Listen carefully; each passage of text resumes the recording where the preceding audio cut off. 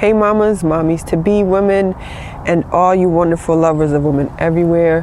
Janelle here with you to have another quick conversation. Today, I want to talk about shame. It's a topic that has come up in quite a few conversations that I've had over these past several weeks, and it has come on my spirit to talk about shame today. Shame, shame, shame. So there are different types of shame.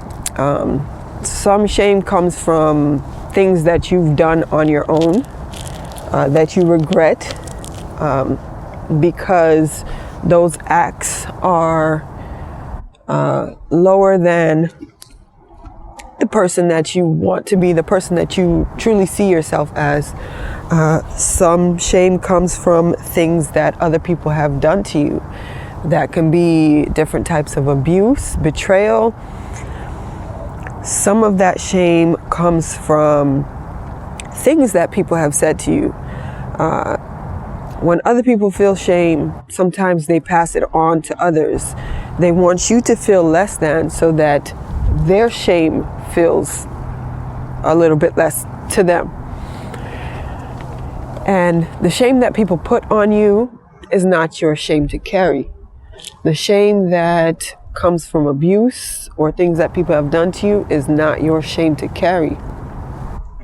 Shame that from things that you have done to yourself, that type of shame, you have got to move through and forgive yourself for and put it down. It's not your thing to carry. Again, all types of situations that we go through are things to learn from. So if you've done something that's shameful, something on your own that you find shameful to yourself, it's up to you to go ahead and move through, process why you did that, why you're still feeling a certain way about it, and allow yourself to put it down and move away from it. Forgive yourself and move in a different direction, making sure that you don't ever repeat those type of situations again. Now the thing with shame is shame will have you blocking your blessing. It will steal your joy. It will have you shrinking yourself because you feel less than. It will have you overdoing things because you're trying to compensate for that feeling of lack. That shame, again, it makes you feel like you're less than. And so in shrinking yourself up, smalling yourself up, hiding yourself from the world because you don't want them to see your shame, what you're actually doing is hiding all the gifts that you have to share with the world.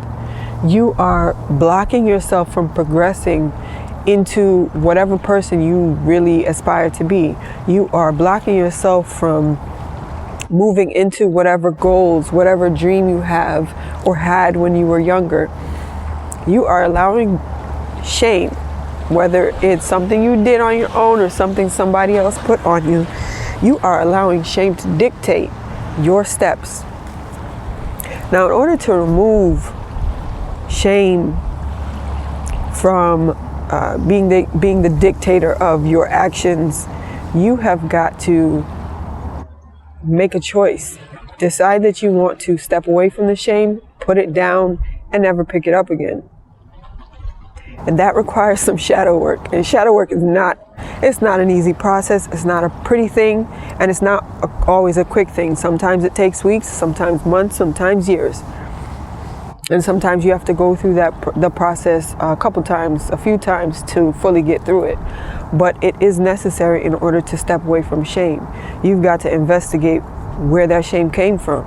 You've got to investigate why you're carrying it, why it makes you feel this way. Sometimes it requires you to confront, have a discussion with someone else or a few people who are involved in the shame. It requires you to move through, and then once you've gone through the investigation, understanding where it has come from, why you're carrying it, you have got to give yourself permission to put it down.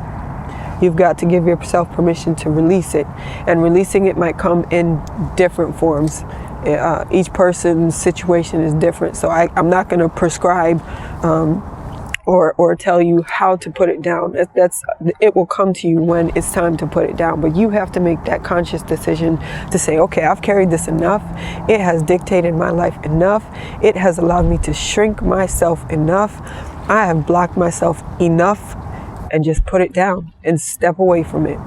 And in stepping away from it, that also means not picking it up again, not allowing yourself to do those acts again, not allowing yourself to let other people's lies, other people's shame be put on you. Don't accept that stuff.